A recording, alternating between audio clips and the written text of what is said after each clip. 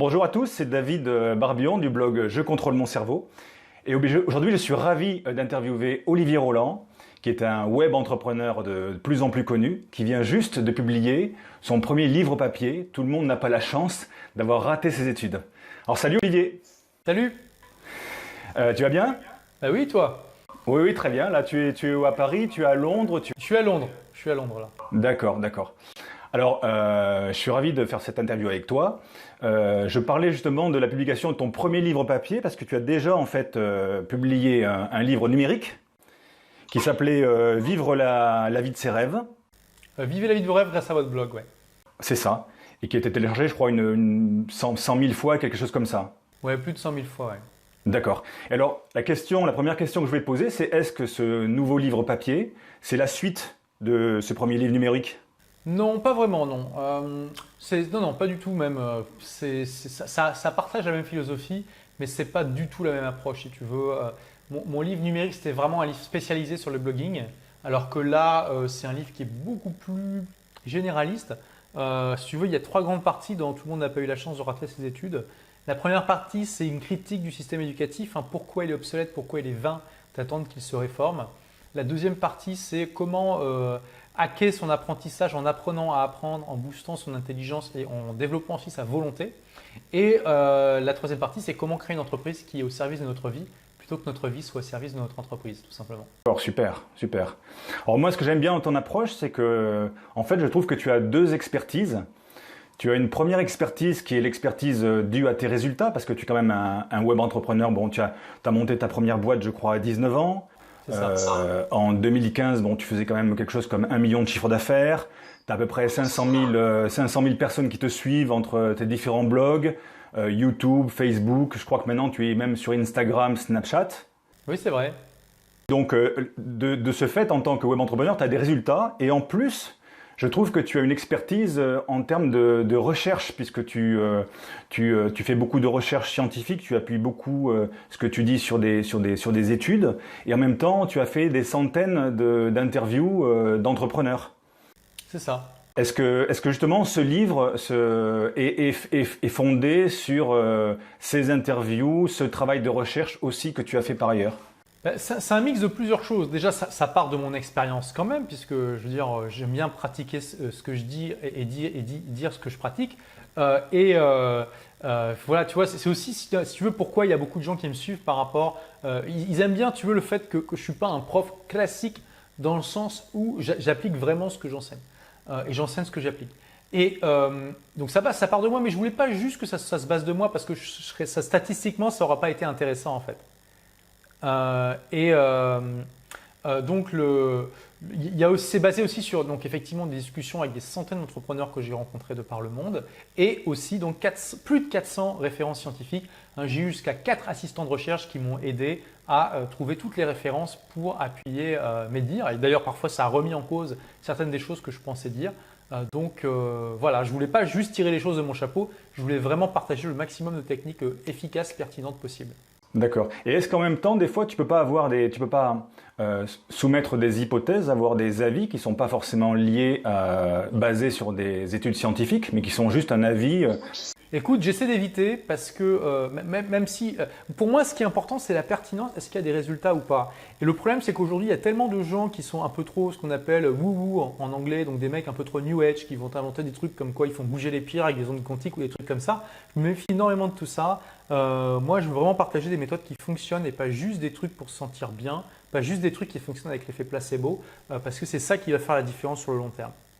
Alors, ce qui m'intéresse dans cette interview aujourd'hui, alors évidemment, tout ton livre semble intéressant, mais plus particulièrement pour les auditeurs de mon blog, qui est axé sur le cerveau et sur les capacités du cerveau, justement. Ce qui m'intéresse, c'est cette deuxième partie dont tu parlais, où tu parles de comment hacker, des techniques pour hacker ton cerveau ou hacker le cerveau, et de manière à booster le quotient intellectuel. Alors, qu'est-ce que c'est ces techniques? Donc, tu vois, c'est intéressant. Tu peux effectivement booster ton quotient intellectuel. Et encore, je pense que la partie la plus intéressante, c'est plutôt la partie sur comment booster ta volonté, c'est-à-dire ta capacité de résister aux tentations quand tu te lances dans un objectif et ta capacité à faire plutôt les actions qui vont t'amener vers un objectif. Donc, par exemple, si tu veux maigrir, tu te dis, OK, je vais aller 2 fois par semaine au sport et je vais arrêter de manger du chocolat.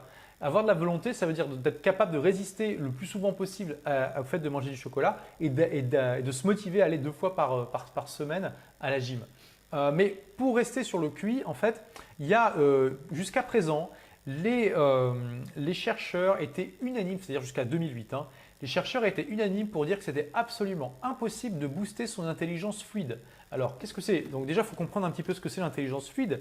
L'intelligence fluide, c'est la base, tu veux, de toutes nos compétences et intelligence. Alors, je ne sais pas si on voit bien le schéma là, mais du coup, en fait, tu as ici, bon, toi tu ne vois pas le schéma, mais tout en haut, tu as l'intelligence fluide et de cette intelligence, pardon, l'intelligence générale, il faut que je fasse attention, l'intelligence générale et de là découle l'intelligence fluide, cristallisée, la mémoire générale, la perception visuelle et spatiale, etc. Et tout le monde pensait qu'on pouvait développer des compétences particulières dans certaines choses, mais pas développer la base de tout qui était notre intelligence pure. Et bien sûr, tout le monde savait qu'on pouvait s'améliorer à passer des tests de QI juste en s'entraînant à passer des tests de QI, mais c'était, si tu veux, interprété comme étant juste le fait qu'on devenait meilleur à passer des tests de QI et à rien d'autre. Il n'y avait pas de transfert de ces compétences-là dans d'autres tâches.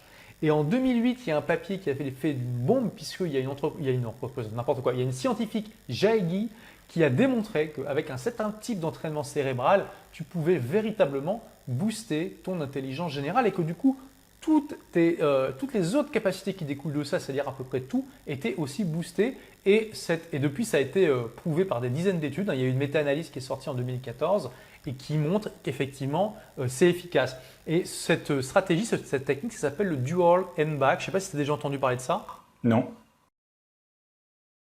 Ok, donc en fait, c'est un programme sur ordinateur où tu vas… alors, c'est pas très marrant, hein, je te le dis. D'ailleurs, c'est même conçu pour que ça soit difficile. Tu vois, c'est comme un entraînement sportif qui est conçu pour développer tes muscles. Là, c'est conçu pour développer ta mémoire de travail, donc ta mémoire qui va être capable de traiter les informations de ton cerveau pour la réflexion, pour combiner les choses entre elles, etc. Et du coup, c'est vraiment intense. Donc, c'est pas amusant. Il faut s'y mettre, il faut être motivé. Et donc, en gros, c'est un concept où tu vas avoir un carré sur 8 positions possibles. Tu vois, tu imagines une grille de morpion, sauf que et tu vois un carré qui se balade dans toutes les positions possibles, sauf le centre. Et à chaque fois que le carré apparaît, il y a aussi une lettre qui est prononcée. Donc, par exemple, K, J, L, etc. Pas de voyelles, que des lettres, hein, enfin que des consonnes. Donc, maintenant, si tu as un N-back 2, ça veut dire que tu vas devoir te rappeler la position d'il y a 2 fois. Donc, imaginons que tu as un carré qui apparaît en haut à droite de ta grille avec le son K. Ensuite, tu as un carré qui apparaît en bas à gauche avec un son L. Et ensuite, le carré apparaît à nouveau en haut à droite avec un son J. Donc là, tu vois qu'il y a une correspondance entre, de manière visuelle, géographique, presque, je dirais, de position, entre ton carré qui vient d'apparaître et le carré d'il y a 2 positions. Donc du coup, tu vas dire au logiciel, oh, ah, il y a 2 positions, c'était le même carré. Par contre, ce n'est pas le même son, donc tu vas pas appuyer sur la touche qui dit « Hey, il y a 2 positions, il y avait le même son ». Donc tu vois, du coup, tu entraînes ton cerveau à tout le temps jongler avec les informations, à mettre à jour en permanence sa mémoire de travail. Et au début, tu commences avec comme ça juste 2 positions en arrière, voire même une. Et après, tu peux passer à 3, 4, 5, 6 positions. C'est-à-dire que tu dois te rappeler de toutes les positions intermédiaires parce que ça n'arrête pas de défiler. C'est extrêmement intense et ça booste à fond ta mémoire de travail. Tu as pu le tester toi-même? Ah oui, j'ai testé. Ouais. Je donne même la courbe de mes résultats dans le livre. D'accord. Et c'est des sessions sur combien de temps? C'est un quart d'heure, une demi-heure?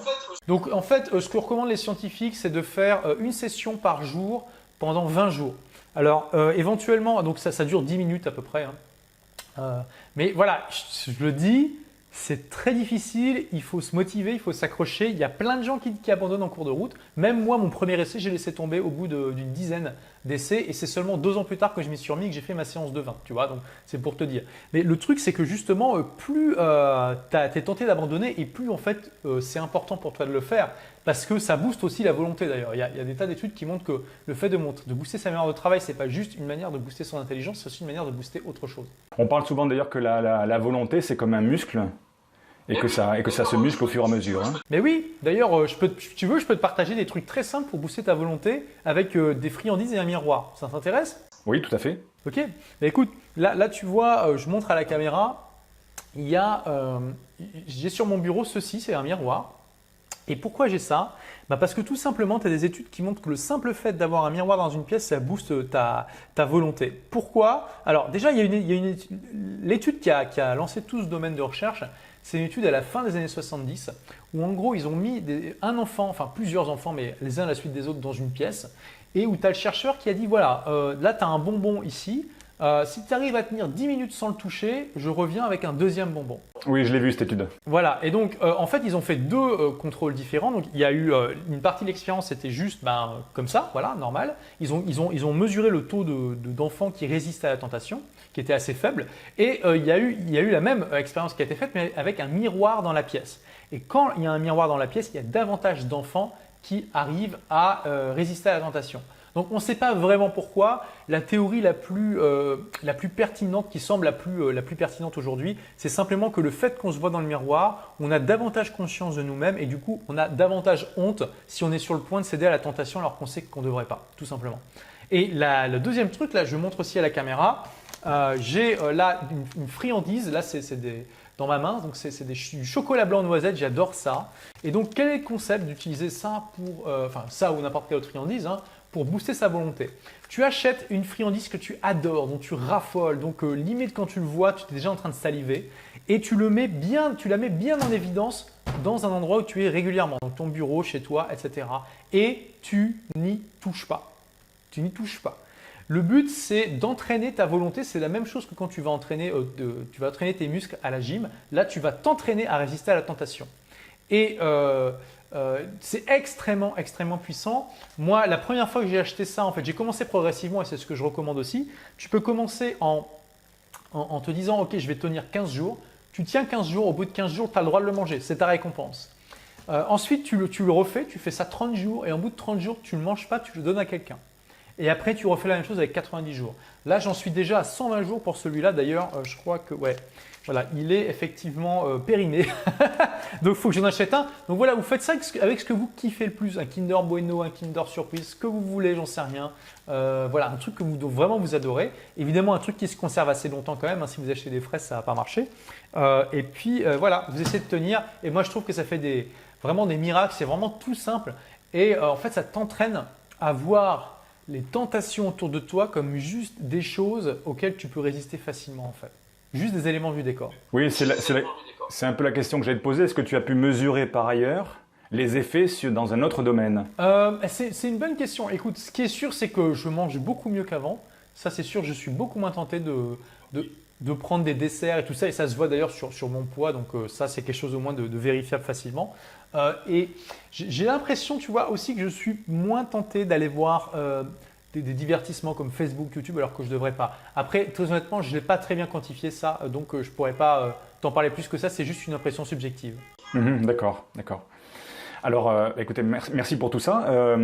Tu parlais aussi dans ton livre de apprendre à apprendre. Est-ce que c'est la même expérience dont tu parles qui sert à la fois à booster son cerveau? Déjà, donc il y a ça, si tu veux.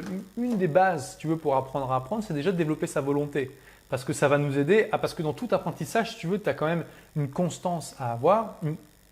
Et il faut quand même, il faut tenir un certain temps. Donc déjà, avoir une bonne discipline, ça va t'aider pour le reste. Mais ensuite, il n'y a pas que ça. Il y a des tas de manières, si tu veux, d'apprendre qui sont plus efficaces que ce qu'on apprend à l'école. Par exemple, pour apprendre quelque chose par cœur. Il y a très peu de choses où on a besoin d'apprendre par cœur aujourd'hui finalement, mais il y a quand même des domaines où ça reste indispensable et je pense notamment à l'apprentissage des langues. Si tu vas apprendre une langue étrangère, il faut que tu maîtrises le vocabulaire, tu ne peux pas faire autrement. Donc, en tout cas pour l'instant, peut-être que dans 20 ans, on aura des traducteurs simultanés qui fonctionneront bien, mais ce n'est pas le cas aujourd'hui. Donc, comment apprendre efficacement des mots de vocabulaire dans une langue, par exemple? Il y a une méthode qui a été validée par des dizaines, des centaines d'études scientifiques qui s'appelle la répétition espacée.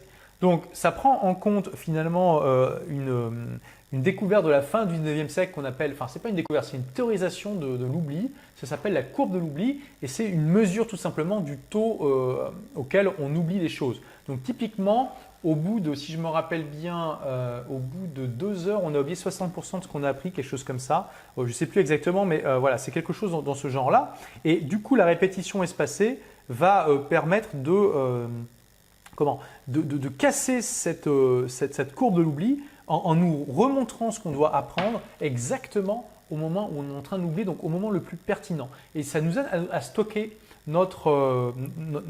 toutes ces choses qu'on apprend de manière beaucoup plus efficace dans notre mémoire à long terme.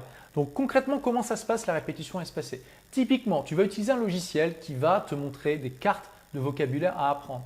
Donc par exemple, là j'apprends le portugais avec une application qui s'appelle Mosalingua. J'ouvre l'application, peut-être même que je peux la montrer à la caméra. Tiens. Et elle va en fait me montrer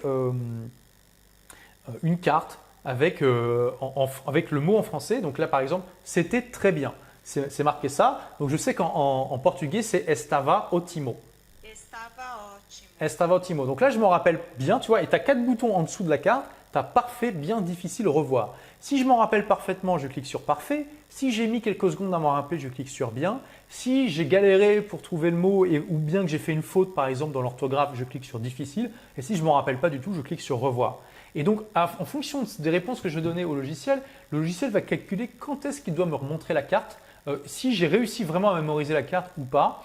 Et plus je clique vers le au revoir et plus il va me montrer la carte fréquemment. Et donc ce qui est génial, c'est qu'on se retrouve très rapidement à ne réviser que les cartes qu'on n'arrive pas à prendre. Donc c'est ultra efficace. Et dès qu'on arrive à prendre une carte, pam, ça sort automatiquement des révisions et le logiciel va nous la montrer peut-être dans un mois pour s'assurer qu'on ne commence pas à l'oublier tout simplement. Et voilà le genre de truc qui est tout bête et qui est extrêmement efficace. Et c'est pour te dire à quel point c'est efficace. En 1986, il y a 50 scientifiques américains qui ont écrit un article, je l'ai cité dans le livre, qui disait en gros, mais pourquoi le système éducatif, pourquoi on n'utilise pas la répétition espacée à l'école? Il disait, c'est la découverte en neurosciences la plus prouvée de toutes en apprentissage, on ne comprend pas pourquoi ce n'est pas utilisé à l'école. Et c'était en 1986. Oui, c'est fou. 30 ans plus tard, on en est toujours au même point, c'est toujours pas utilisé à l'école. C'est une des preuves que je donne sur le fait que le système éducatif a une inertie tellement gigantesque qu'il est vain d'attendre qu'il se réforme. Il vaut mieux prendre conscience de ses limitations et hacker ces limites par nous-mêmes. Tu parles de Mosalingua, il y a Duolingo aussi qui fait le même type d'exercice. Tout à fait. Je parle aussi de Duolingo dans le livre. Je trouve que Duolingo n'est pas aussi efficace que Mosalingua parce qu'il est trop facile et il peut te donner l'illusion que tu apprends quelque chose alors que ce n'est pas vrai parce que souvent quand tu ne te rappelles pas d'un mot, tu n'as qu'à cliquer sur le mot et il te donne la solution. Donc c'est un peu trop simple, monsieur. Mais en combinaison avec Mosalingua, je trouve que c'est très efficace, notamment parce que Duolingo t'apprend à utiliser le vocabulaire que tu apprends d'une manière différente. Donc c'est-à-dire que ça ne va pas être juste un savoir cristallisé, ça va être un savoir que tu t'appropries au fur et à mesure tout simplement. Oui, et je ne sais pas si tu connais aussi le logiciel Anki. Oui, Anki, tout à fait, ouais, c'est très bien. Le gros problème d'Anki, c'est que quand tu as des tas de decks pour apprendre les langues, mais le problème, c'est que la plupart du temps, il n'y a pas de son. Oui. C'est juste le texte. Je suis désolé, quand tu apprends une langue, le son, c'est ultra important, tu ne peux pas t'en passer. Et l'image aussi, le visuel. Voilà, là au moins dans Mosalingua, comme tu l'as peut-être entendu, il y a, tu vois là, million. Tu vois, on entend bien il y a une vraie personne brésilienne parce que j'apprends le portugais du Brésil, qui le parle et ça c'est important aussi pour apprendre l'accent et la manière de prononcer. Oui, d'ailleurs, j'ai vu que tu as fait une conférence il n'y a pas longtemps au Brésil, alors que je crois que tu apprends le brésilien et le portugais depuis 8 mois, je crois. Oui, tout à fait. Si tu veux, moi j'ai appliqué toutes ces méthodes que je partage pour apprendre les langues. Et 8 mois après avoir démarré le portugais, j'ai parlé le portugais devant 1600 personnes au Brésil. Et j'ai même été interviewé 10 minutes par un youtubeur brésilien en portugais. Alors, je suis loin d'être bilingue, hein. Je ne dis pas que je suis bilingue. Je dis juste qu'en 8 mois, sans vivre dans un pays lusophone, donc de langue portugaise, j'ai atteint un niveau qui me permet d'avoir des conversations basiques et de parler avec les gens. Oui, parce qu'il y a plusieurs niveaux de langue. Il y a survivre dans une langue, il y a parler couramment, être bilingue, biculture. Oui, tout à fait, il y a plusieurs niveaux de langue. Ouais. Ok. Eh bien, merci Olivier pour ces techniques, pour ces renseignements. Je crois que je vais mettre ton livre, là, la couverture de ton livre, juste sur l'écran pour que tout le monde puisse le voir. Alors, il est disponible en librairie, il est disponible sur Amazon aussi, j'imagine. Je mettrai peut-être le lien. Alors oui, donc tout le monde a pas eu la chance de rater ses études. Voilà la magnifique couverture. Il est disponible dans toutes les bonnes librairies françaises, belges, suisses, québécoises, dans toute l'Afrique francophone aussi, et dans les librairies françaises de la plupart des pays occidentaux. Et il est aussi disponible évidemment sur Amazon. Et il est disponible au format numérique, donc sur le Kindle, sur l'iBookstore et sur le Kobo. Voilà, donc normalement tout le monde devrait être content. Alors, ton message que j'ai retenu, qui me plaît bien, c'est devenez des rebelles intelligents et puis passez à l'action, hein, faites les choses. Exactement. Quel est le dernier mot que tu pourrais... Éduquez-vous de manière efficace et vous pouvez le faire par vous-même et agissez et réussissez. Ok, super. Merci Olivier. Merci à toi. À bientôt. Merci à tous et à bientôt à tous pour une nouvelle vidéo. Au revoir.